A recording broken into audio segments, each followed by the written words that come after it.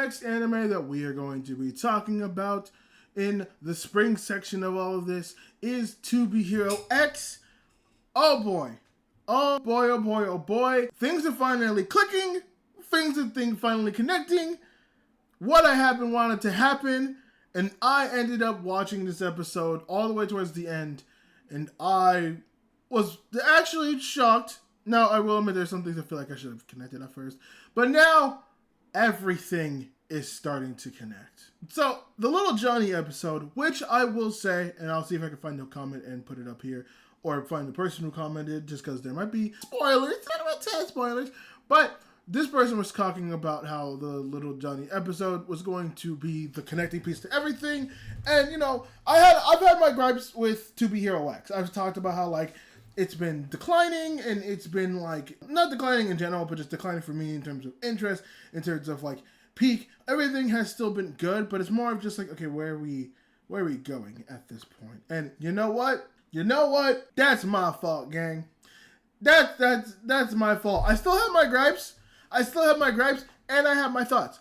But, you know what? My fault, gang. Because this episode, the second part for Little Johnny, was actually the type of episode that I needed. Because, oh, did everything just make sense. So, to kind of speedrun it, and also try to keep the points that intact that I need to keep intact, episode starts where we left off, where Big Johnny is fighting Vortex. You know, they're going at it for the first couple of minutes of the episode. Vortex has to do something, but it does not affect Big Johnny. It does not affect Big Johnny.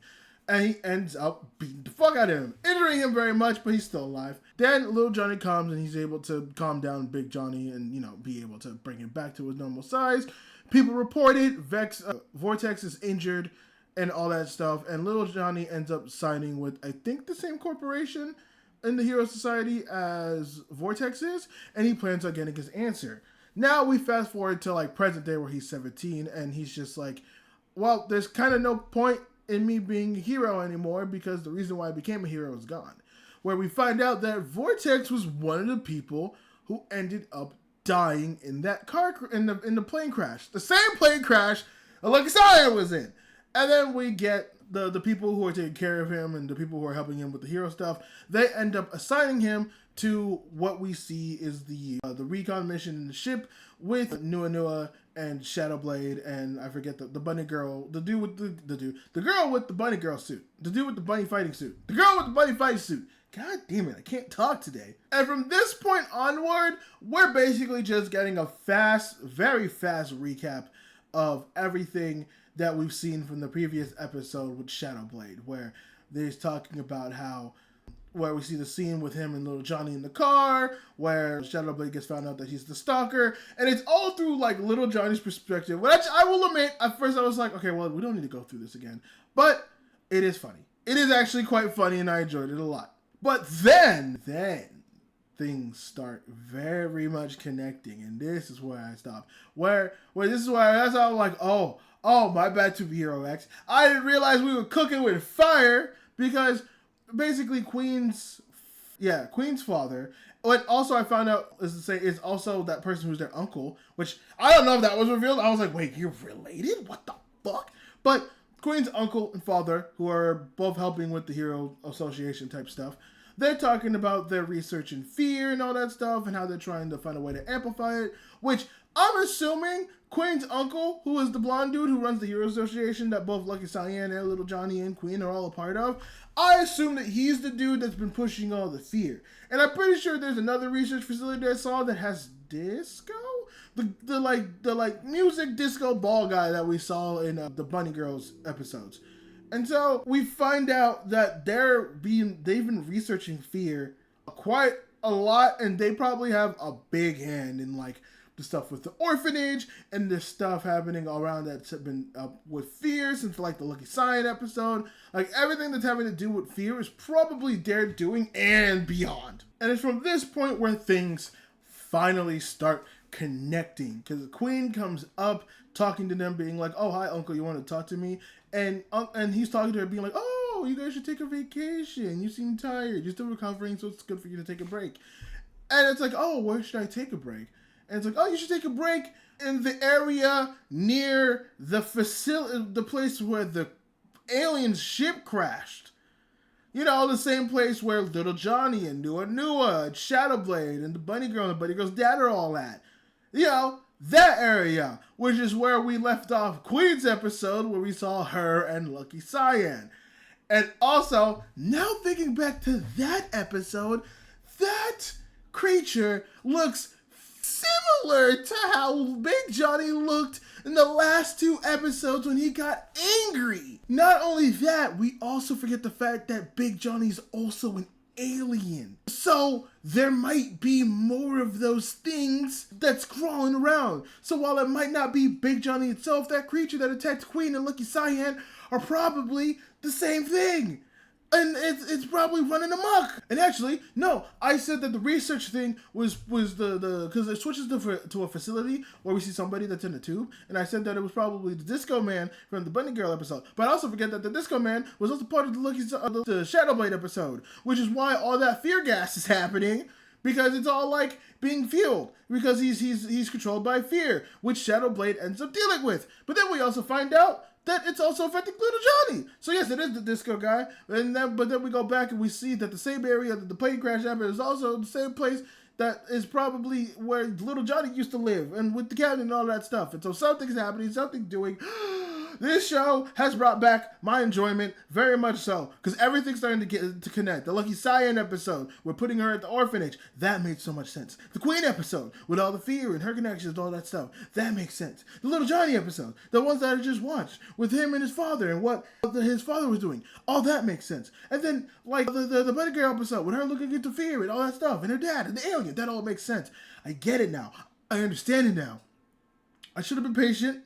Now, I think there is still legitimate criticisms where it kept my attention enough, but I think that there are probably some issues where I was still questioning a lot and I'm not understanding. I feel like we could have gotten to this point quicker. I feel like we could have gotten to this point faster, but either way, like, it's fine. You know what? Like, it's like fair. I get it, but also, why? Like, we took so long to get here. But I will say that with all the connecting pieces, we have weaved so many different things together that it's satisfying to see every one of them slowly start to play out. I will say that. Was getting there kind of a slog? Yes, and unfortunately, it's gonna get some points docked off for it. But oh my God, seeing everything connect and the little reveals and the things that you just never saw before and never thought about before, with the seeds getting planted and all that and whatnot, it makes so much sense, and I love it. I love it. I'm back on loving Tubi Hero X and its connections, man. Oh, it's so good. I love it. Now, I will say, I am a tad bit disappointed on hearing about maybe stuff that happened, because in the same commenter that was telling me all about the other stuff, they hinted at the fact that the tournament might not be happening this season, which that would suck if that's the case. I'm not even asking for a big tournament, but at least the start of it. At least what I want is that you leave us at that tournament, because there's still 5 episodes. I assume whatever is happening is going to get resolved in the next 1 or 2, which is probably going to leave us with like 4 more episodes. I've more or less have given up on wanting to figure out what happened, what's going to happen with the Iso story and Ling Ling's story. Mostly Ling Ling's story, because I assume he's just gone. But I feel like Iso's still playing a very big part, especially since we've seen Iso's manager appear and talking with the doctor, so obviously he knows something. So I don't know. There's still a lot that can happen. Obviously there's still a lot that is there, but I think I'm more or less of just giving up. I'm focused on everything from Lucky Cyan onward, because those are the things that are currently paying off.